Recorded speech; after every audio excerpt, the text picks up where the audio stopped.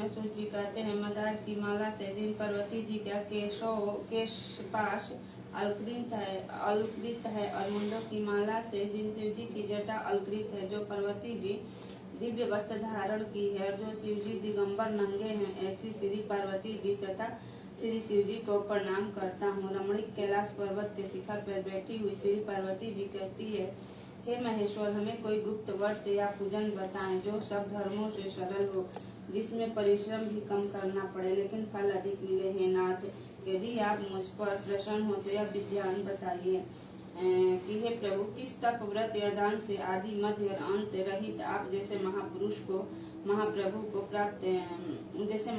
को प्राप्त हुए हैं। शिव जी बोले, हे देवी, सुनो, मैं तुमको एक व्रत और मेरा सर्वस्व और छिपाने योग है, लेकिन तुम्हारे प्रेम के वशीभूत होकर मैंने तुम्हें बताता हूँ। शिव जी ने कहा, भारतवर्ष में जैसे नक्षत्रों में चंद्रमा, ग्रहों में सूर्य, वड़ों में ब्राह्मण, देवताओं में विष्णु भगवान, नदियों में गंगा, पुराणों में महाभारत, वेदों में सामवेद और इंद्रियों में मन श्रेष्ठ है, सब पुराणों और वेदों का सर्वस्व जिस तरह कहा गया है, मैं तुम्हें एक प्राचीन व्रत बतलाता हूँ।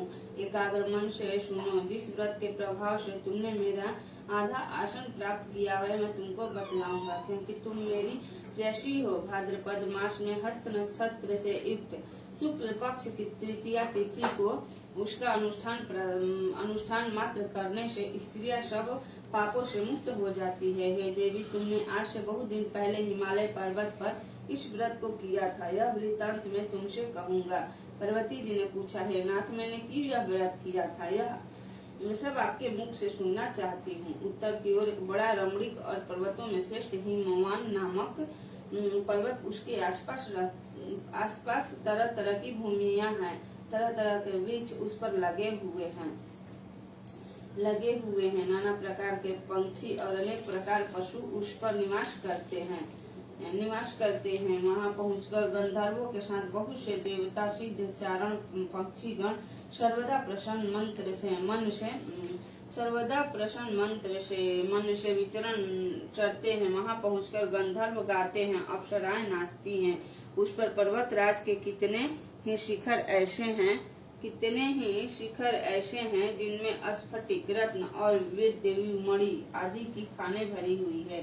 यह पर्वत ऊंचा तो इतना अधिक है कि मित्र के घर की तरह समझकर आकाश का स्पर्श किए रहता है। उसके समस्त शिखर सदैव हिमवर्ष से आच्छादित रहते हैं और गदा जल की ध्वनियां सदा सुनाई देती है। हे पार्वती, तुमने बाल्य काल में उसी पर्वत पर तपस्या की थी। 12 वर्षों तक तुम उल्टी टंग कर केवल धुआं पीकर रही। 64 वर्षों तक सूखे पत्ते खाकर रही। माघ मास में तुम जल में बैठी रहती और वैशाख की दोपहरिया में पंचांगिनी तापती थी। श्रावण महीने में जल बरसता तो तुम भूखी प्यासी रहकर मैदान में बैठी रहती। तुम्हारे पिता इस तरह के कष्ट सहन को देखकर बड़े दुखी हुए। वे चिंता में पड़ गए कि मैं अपनी कन्या किसको दूं। उसी समय नारद जी वहां आ पहुंचे।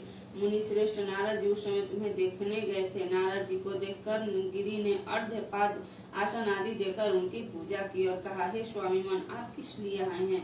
मेरा अहोभाग्य, आपका आगमन मेरे लिए अच्छा है। नारद जी ने कहा, हे पर्वतराज, सुनो, मैं भगवान विष्णु का भेजा हुआ आपके पास आया हूँ। आपको चाहिए कि योग कन्या रत्न किसी योग वर को दें। भगवान विष्णु के समान योग वर ब्रह्मा, इंद्र और शिव, इसमें से कोई नहीं है।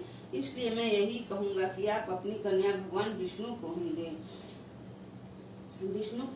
हिमवान ने कहा, भगवान विष्णु स्वयं मेरी कन्या ले रहे हैं और आप संदेश लेकर आए हैं, तो मैं उन्हें अपनी कन्या दूंगा। हिमवान की इतनी बातें सुनकर मुनि राज नारद आकाश में विलीन हो गए। वे पीताम्बर, शंख, चक्र, गदा और गदाधारी भगवान विष्णु के पास पहुँचे। वहाँ हाथ जोड़कर नारद जी ने भगवान विष्णु से कहा, हे देव, सुनिए, मैंने आपका विवाह पक्का कर दिया। उधर हिमवान ने पार्वती जी के पास जाकर कहा कि हे पुत्री, मैंने तुम्हें भगवान विष्णु को दे डाली। तब पिता की बात सुनकर तुम बिना उत्तर दिए ही अपनी सखी के घर चली गई। वही जमीन पर पड़कर तुम बड़ी दुखी होती हुई विलाप करने लगी। तुमको इस तरह इस तरह इस प्रकार विलाप करते हुए देखकर सखी बोली, तुम क्यों इतनी दुखी हो? इसका कारण बताओ। तुम्हारी जो कुछ भी इच्छा होगी मैं यथाशक्ति उसको पूरा करने की चेष्टा करूंगी, इसमें कोई संशय नहीं है। पार्वती जी बोली, मेरी जो कुछ अभिलाषा है उसे तुम प्रेम पूर्वक सुनो। मैं एकमात्र शिव जी को अपना पति बनाना चाहती हूँ, इसमें कुछ भी संशय नहीं है। मेरे इस विचार को पिताजी ने ठुकरा दिया है, इससे मैं बहुत ठुकरा दिया, इसे मैं अपने शरीर को त्याग दूंगी। पार्वती जी की इस बात को सुनकर सखी ने कहा कि शरीर का त्याग न करो, चलो किसी ऐसे वन को चले जहाँ पिताजी को पता न लगे। ऐसी सलाह कर तुम वैसे वन में जो आप पहुँची, उधर तुम्हारे पिताजी घर घर तुम्हें खोजने लगे। दूतों द्वारा भी खबर लेने लगे कि कौन देवता या किन्नर मेरी पुत्री को हर ले गया है। उन्होंने मन ही मन में कहा, नारद जी के आगे प्रतिज्ञा कर चुका हूँ कि अपनी पुत्री भगवान विष्णु को दूंगा। ऐसा सोचते सोचते हिमवान मूर्छित हो गए। गिरिराज को मूर्छित देखकर सब लोग हाहाकार करते दौड़ पड़े। जब होश हुआ तो सब पूछने लगे कि गिरिराज, आप अपनी मूर्छा का कारण बताएं। हिमवान ने कहा, आप लोग मेरे दुख का कारण सुने, न मालूम कौन मेरी कन्या को हर ले गया। ऐसा नहीं हुआ तो उसे किसी काले सांप ने काट लिया या सिंह ने खा गए होंगे। हाय हाय, मेरी बेटी कहाँ गई? किसी दुष्ट ने मेरी पुत्री को मार डाला। ऐसा कहकर वे आयु के झोंके से कांपते हुए वृक्ष के समान कांपने लगे। इसके बाद हिमवान तुम्हें वन वन खोजने लगे। वह वन भी इसी भालू हिंसक जंतुओं से बड़ा भयानक हो रहा था। तुम भी अपनी सखियों के साथ उसका भयानक वन में चलती चलती एक ऐसी जगह जा पहुंची जहाँ एक नदी बह रही थी। उसके रमणीक तट पर एक बड़ी सी कंदरा थी। तुमने उसी कंदरा में आश्रय बना लिया और मेरी एक बालुकाई मई प्रतिमा बनाकर अपनी सखियों के साथ निराहार रहकर मेरी आराधना करने लगी। जब भाद्रपद के शुक्ल पक्ष की हद से युक्त तृतीया तिथि प्राप्त हुई, तब तुमने मेरा विधिवत पूजन किया और रात भर जागकर गीत वंदादि से मुझे प्रसन्न करने में बिताया। उस व्रत के प्रभाव से मेरा आसन डगमगा उठा, जिससे मैं तत्काल उस स्थान पर जा पहुंचा जहाँ पर तुम अपनी सखियों के साथ रहती थी। वहाँ पहुंचकर मैंने तुमसे कहा कि मैं तुम पर प्रसन्न हूँ। क्यों प्रसन्न हूँ? बोलो क्या चाहती हो? तुमने कहा, मेरे देवता, यदि आप मेरे ऊपर प्रसन्न हैं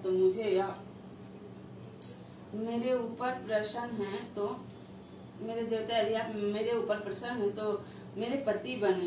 मैंने तथास्तु कहकर कैलाश पर्वत पर वास करने वापस आ गया। पर तुमने वहाँ प्रतिमा नदी में कैलाश पर्वत पर वापस आने पर तुमने वह प्रतिमा नदी में प्रवाहित कर दी और सखियों के साथ उस महाव्रत का प्रारंभ किया। हिमवान भी तब तक उस वन में तुम्हें खोजते हुए आ पहुँचे। चारों दिशाओं में तुम्हारी खोज करते करते वे व्याकुल हो चुके थे, इसलिए तुम्हारे आश्रम के समीप पहुँचते ही गिर पड़े। थोड़ी देर बाद उन्हें नदी के तट पर दो कन्याओं को सोते हुए देखा। देखते ही उन्होंने तुम्हें छाती से लगा लिया और बिलख कर रोने लगे। फिर पूछा, पुत्री, तुम सिंह, बाघ आदि जंतुओं से भरे इस वन में क्यों आ पहुँची? पार्वती ने उत्तर दिया, हे पिताजी, मैंने पहले ही अपने आप को शिव जी के हाथों सौंप दिया था। आपने मेरी बात टाल दी, इससे मैं यहाँ चली आई। हिमवान ने सांत्वना दी कि हे पुत्री, मैं तुम्हारी इच्छा के विरुद्ध कुछ न करूँगा। वे तुम्हें अपने साथ लेकर घर आए और मेरे साथ तुम्हारा विवाह कर दिए। इसी से तुमने मेरा आधा आसन प्राप्त पाया है। तब से आज तक किसी के सामने मुझे व्रत प्रकट करने का अवसर नहीं प्राप्त हुआ। हे देवी, मैं बताता हूँ कि इस व्रत का हरतालिका नाम क्यों पड़ा। तुमको सखिया हर ले गई थी, इससे हरतालिका का नाम पड़ा। पार्वती जी ने कहा, हे प्रभु, आपने नाम तो बताया, अब इसकी विधि भी बताएं। इसका क्या पुण्य है, क्या फल है, व्रत करे, कौन करे, कैसे करे? शिव जी पार्वती जी से कहते हैं, देवी, मैंने समस्त स्त्री जाति की भलाई के लिए उत्तम व्रत बतलाया है। जो स्त्री अपने सौभाग्य की रक्षा करना चाहती है वह यत्न पूर्वक इस व्रत को करे। किले के खंभे से आदि सुशोभित एक सुंदर मंडप बनावे, उसमें रंग बिरंगे रेशमी कपड़ों से चंदवा लगाकर चंदन आदि सुगंधित द्रव्यों से वह मंडप लिपवाए। फिर शंख, भेरी, मृद आदि बजाते हुए बाजे बजाते हुए बहुत से लोग एकत्रित होकर तरह तरह के मंडलाचार करते हुए उस मंडल में पार्वती तथा उस मंडप में पार्वती तथा शिव जी की प्रतिमा स्थापित करे। उस रोज दिन भर उपवास कर बहुत से सुगंधित फूल, सुगंध और मनोहर धूप, नाना प्रकार के नैवेद्य आदि एकत्र कर मेरी पूजा करे और रात भर जागरण करे। ऊपर से जो वस्तुएं गिनाई गई उनके अतिरिक्त नारियल, सुपारी, जंबीरा, नींबू, लौंग, अनार, नारंगी आदि जो फल प्राप्त हो सके उन्हें इकट्ठा कर ले। उस ऋतु फल में जो फल तथा फूल मिल सके विशेष रूप से रखे। इसके बाद धूप दीप आदि से पूजन करे, प्रार्थना करे, हे शिवे, हे शिवरूपिणे, हे शिवे, हे शिवरूपिणे, हे महामंगले, हे मंगले, सब अर्थों को देने वाली, हे देवी, हे शिव रूपे, आपको नमस्कार है, आपको नमस्कार है। हे शिवरूपे, आपको सदा के लिए नमस्कार है। ब्रह्मा रूपिणी, आपको नमस्कार है। जगदात्री, आपको नमस्कार है, आपको बारंबार नमस्कार है। हे शिववाहिनी, संसार के भय से भयभीत मुझ दिन की रक्षा करे। इस कामना की पूर्ति के लिए मैंने आपकी पूजा की है। हे पार्वती, मुझे राज्य और सौभाग्य दे, मुझ पर प्रसन्न हुए। इन्हीं मंत्रों से पार्वती तथा शिव जी की पूजा करें। तदनंतर विधि पूर्वक कथा सुने और ब्राह्मण को वस्त्र, गौ, सुवर्ण आदि देवे। इस तरह एकत्रित होकर स्त्री पुरुष दोनों एक साथ पूजन करे। फिर वस्त्र आदि जो कुछ हो उसको संकल्प करे। हे देवी, जो स्त्री इस प्रकार पूजन करती है वह सब पापों से छूट जाती है और उसे 7 जन्मों तक सुख तथा सौभाग्य प्राप्त होता है। जो स्त्री तृतीया तिथि का व्रत न कर अन्न भक्षण करती है वो 7 जन्मों तक बाध्या रहती है और उसको बार बार विधवा होना पड़ता है। वह सदा दारिद्र, पुत्र शोक से शोकाकुल स्वभाव की, लड़ाकी, सदा दुख भोगने वाली होती है और उपवास न करने वाली स्त्री अंत में घोर नरक में जाती है। मांसाहार करने से बाघिन, दही खाने से बिल्ली, मिठाई खाने से चींटी और कुछ न खाने से मक्खी और कुछ खाने से मक्खी होती है। कुछ खाने से मक्खी होती है, कुछ खाने से मक्खी होती है, कुछ खाने से मक्खी होती है। तीज को अन्न खाने से शुक्री, फल खाने से बंदरिया, पानी पीने से जोक, दूध पीने से सापी, उस रोज सोने से अजगरी और पति को धोखा देने से मुर्गी होती है। इसलिए सभी स्त्रियां व्रत